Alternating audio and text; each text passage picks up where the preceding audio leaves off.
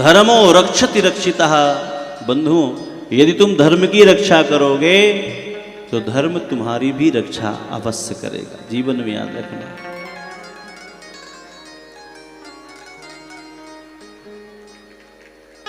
निश्चित।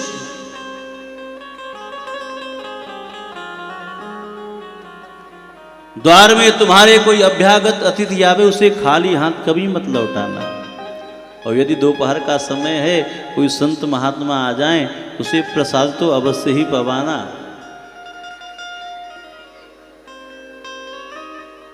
प्रसाद तो अवश्य ही पवाना चाहिए। न जाने वो कुछ वेश में आया, साक्षात प्रभु ही तो नहीं आ गए। क्योंकि कोई जरूरी नहीं है कि भगवान बंसी बजाते हुए ही या कि धनुष बाण लेकर ही तुम्हारी आंखों के सामने आएंगे। किसी भी वेश में प्रभु किसी भी वक्त आ सकते हैं। मौरध्वज के द्वार पर भगवान ब्राह्मण बनकर के आए। इतने धर्मात्मा थे मौरध्वज कि अपने धर्म के लिए उन्होंने अपने बेटे तक की बलि दे दी।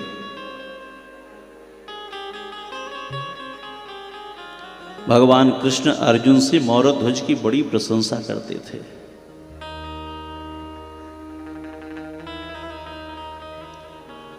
अर्जुन को विश्वास नहीं होता। भगवान अर्जुन से कहते, अरे अर्जुन, मौरध्वज मेरा वो भक्त है कि अपने धर्म के लिए वो सब कुछ न्यौछावर कर सकता है। अर्जुन को भरोसा नहीं होता, अर्जुन को बड़ी ईर्ष्या होती थी। अच्छा प्रभु, वो आपका इतना भक्त है तो चलें आज परीक्षा लेने। भगवान ने कहा चलो। भगवान कृष्ण अर्जुन अनेक ब्राह्मण का वेश बना करके साथ में एक बब्बर शेर लेकर के चल पड़े मौरध्वज की परीक्षा लेने के लिए। सुंदर तिलक लगाया है, चोटी धारण किए हुए हैं, पीतांबर पहने हुए हैं, खड़ाऊं धारण है। दोपहर के समय मौरध्वज के द्वार पर जब प्रभु पधारे, मौरध्वज निहाल हो गया, प्रसन्न हो गया। धन्य मेरे भाग जो आज मेरे घर संतों का आगमन हुआ, वो भी दोपहर के समय में। मेरे तो भाग उज्जवल हो गए, भाग जाग गए मेरे। भगवान ने कहा कि अरे राजन, हम तो ये सुनकर के आए हैं तुम बड़े धर्मात्मा राजा हो। हाँ महाराज, आप आदेश करो। दोपहर का समय है, प्रसाद पाने की इच्छा है। महाराज अभी व्यवस्था करता हूं, ये तो मेरा धर्म है। दोपहर के समय आप मेरे द्वार पर आए हो तो मैं आपको प्रसाद नहीं पवाऊंगा, ऐसे भेज दूंगा तो मेरा तो धर्म नष्ट हो जाएगा, मैं पापी हो जाऊंगा।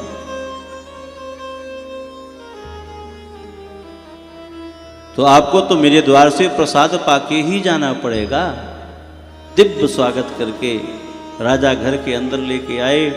पर भगवान ने कहा कि हे राजन, मैं उसी यजमान के यहाँ प्रसाद पाता हूँ जो पहले हमारे इस बब्बर शेर को प्रसाद पवाता है, उसको भोजन देता है, उसी के यहाँ मैं प्रसाद पाता हूँ। राजा ने कहा मैं अवश्य इसके लिए व्यवस्था करता हूँ। भगवान ने कहा नहीं, सुनो, पहले मेरी शर्त तुम सुन लो, इसके बाद कोई निर्णय लेना, नहीं तो फिर हम तुम्हारे द्वार से वापस जा रहे हैं, कोई दूसरा यजमान ढूंढ लेंगे। राजा ने कहा आप आदेश करो महाराज। भगवान ने कहा कि मेरा ये जो बब्बर शेर है यजमान के बेटे का मांस खाता है। और सुनो, स्वयं माता पिता अपने हाथ से चीर करके उसे लावें और तीनों की आंखों से किसी के आंखों से अश्रु नहीं प्रवाहित होना चाहिए, तभी हमारा ये बब्बर शेर शाद पाएगा, अन्यथा नहीं पाएगा। राजा ने कहा ठीक है महाराज, मुझे तो ये शर्त मंजूर है, मैं सब कुछ छोड़ सकता हूं पर अपना धर्म नहीं छोड़ सकता मैं। पर हां, पिता से पहले पुत्र पर मां का अधिकार होता है, तो एक बार मैं उसकी मां से आज्ञा ले लूं, वो क्या कहती है। राजा आज संकुचित मन से महल के अंदर पहुंचे। रानी ने राजा को देखा, पूछा महाराज क्या बात है, आप उदास मालूम पड़ रहे हो। राजा ने कहा देवी, दो ब्राह्मण आए हैं, दोपहर का समय है, हमारा धर्म है कि हमारे द्वार से वो विमुख न जाने, पर उनकी शर्त बहुत बड़ी है। क्या शर्त है महाराज, आप बताओ तो सही। राजा ने कहा उनके साथ एक शेर है, वो कह रहे हैं कि वो हमारे बेटे का मांस भक्षण करेगा, हम दोनों अपने हाथ से उसे काट करके शेर के सामने मैया डाल कर आवेगी और मैया के सामने ही वो नोच नोच करके उसे खाएगा, और जब उनका शेर भोजन कर लेगा तब वो हमारे घर में प्रसाद पाएंगे। रानी ने कहा बस इतनी सी बात है, इतनी छोटी सी बात। अरे महाराज, पुत्र तो हमें कई मिल जाएंगे,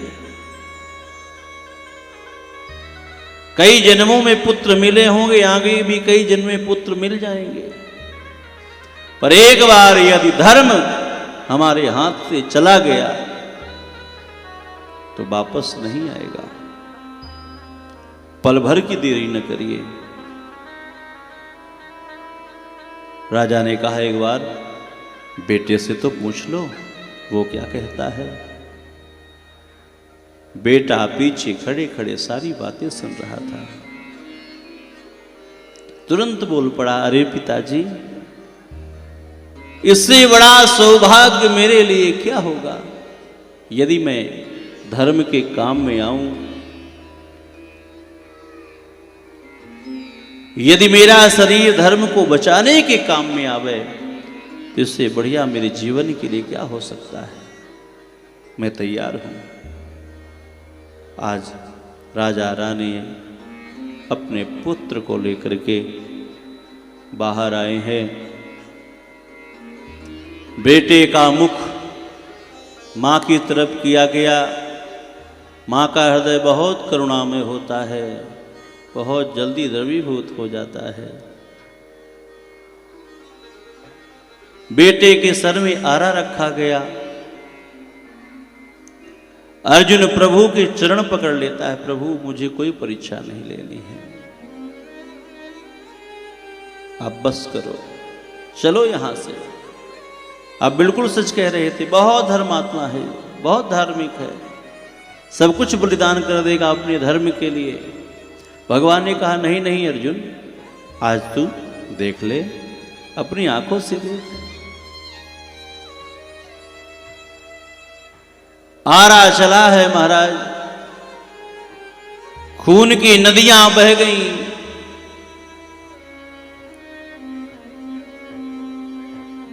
भगवान तीनों की आंखों में देख रहे हैं, किसी की आंख से अश्रु तो नहीं प्रवाहित हो रहे हैं।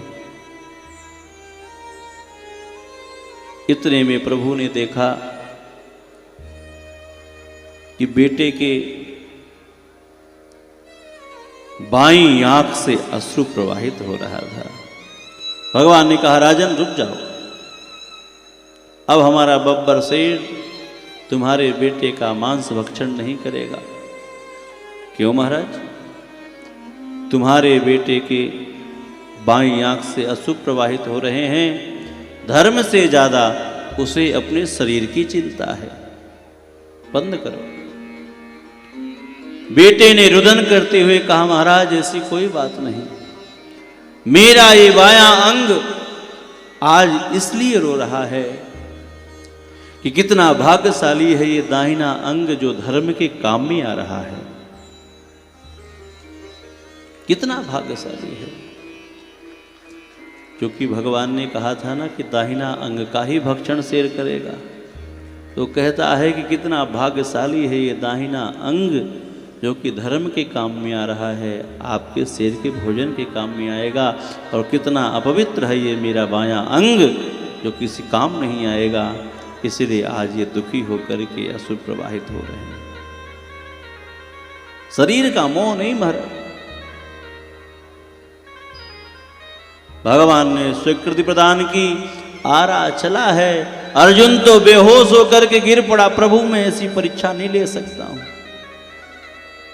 2 भागों में 2 टुकड़े बन गए पुत्र के।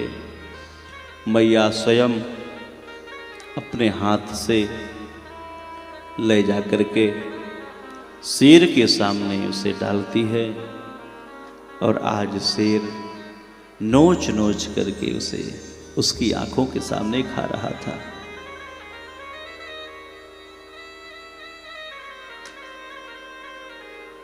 भगवान ने कहा, हाँ राजन, अब मैं तुम्हारे यहां प्रसाद पा सकता हूं, तैयारी करो। राजा महलों में गए, तैयारियां हुई, भोजन प्रसाद बना। प्रभु प्रसाद पाने के लिए बैठे, सामने थाल आई। भगवान राजा मौरध्वज से कहते हैं, राजन मेरा एक और नियम है कि जब मैं प्रसाद उसी यजमान के यहाँ पाता हूँ, पहले उसके बेटे को प्रसाद देता हूँ। अभी तक राजा नहीं रोया, पर आज जब राजा ने सुना कि ये प्रसाद तभी पाएंगे जब ये मेरे बेटे को प्रसाद देंगे, उसके बाद ये प्रसाद पाएंगे, तो राजा रो पड़ा। मेरा तो एक ही बेटा था महाराज, एक ही पुत्र था, और उसे भी अपने हाथों से चीर कर मैंने शेर को खिला दिया। अब दूसरा बेटा कहां से लाऊं? मेरा बेटा भी चला गया और मेरा धर्म भी जा रहा है, क्या करूंगा? भगवान ने कहा, मैं सही कह रहा हूं, मैं उसी यजमान के यहाँ प्रसाद पाता हूं, पहले यजमान के बेटे को प्रसाद देता हूं, अन्यथा मैं प्रसाद नहीं पाऊंगा। राजा दहाड़ मार मार के रोने लगा। भगवान ने कहा, एक बार बुलाओ तो सही अपने बेटे को। राजा ने कहा, प्रभु क्या बुलाऊं? एक ही बेटा अपने हाथों से चीर कर शेर को खिलाया मैंने, कहां से वापस आएगा, कैसे बुलाऊं? भगवान ने कहा, नहीं राजन, एक बार आवाज तो लगाओ, एक बार बुलाओ तो सही। भगवान के बार बार कहने पर आज जब राजा मौरध्वज ने अपने पुत्र का नाम लेकर के पुकारा, हे ताम्रध्वज कहाँ हो तुम, वापस आओ। ज्यों ही इतना कहा तो पीछे से आवाज आई, पिताजी मैं अभी आ रहा हूं, पिताजी मैं अभी आ रहा हूं। दौड़ता हुआ वो नन्हा सा बालक अपने पिता के सामने पहुंच गया और भगवान के चरणों में लौट जाता है। राजा ने हृदय से लगा लिया, अरे पुत्र तुम कहां से आ गए? तुम्हें तो मैंने अपने हाथ से चीर कर शेर को खिला दिया था, तुम जीवित कैसे हो गए? बेटे ने कहा, पिताजी जब आप धर्म के लिए मेरी आहुति दे सकते हैं तो क्या वो धर्म मुझे प्राण नहीं दे सकता है? ये जो सामने खड़े हैं ये कोई और नहीं, ये श्याम सुंदर हैं, साक्षात भगवान कृष्ण हैं। भगवान अपने निज स्वरूप में आए। राजा मौरध्वज को प्रभु ने दिव्य दर्शन दिया है और भगवान आज वहां से अंतर ध्यान हुए। तो कहने का भाव कि धर्मो रक्षति रक्षितः, यदि आप धर्म की रक्षा करेंगे प्यारे तो निश्चित धर्म भी आपकी रक्षा अवश्य ही करेगा।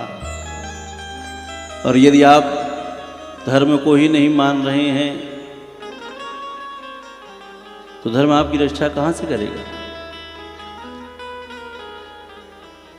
तो हमें निश्चित इन सब बातों का विशेष ध्यान रखना है।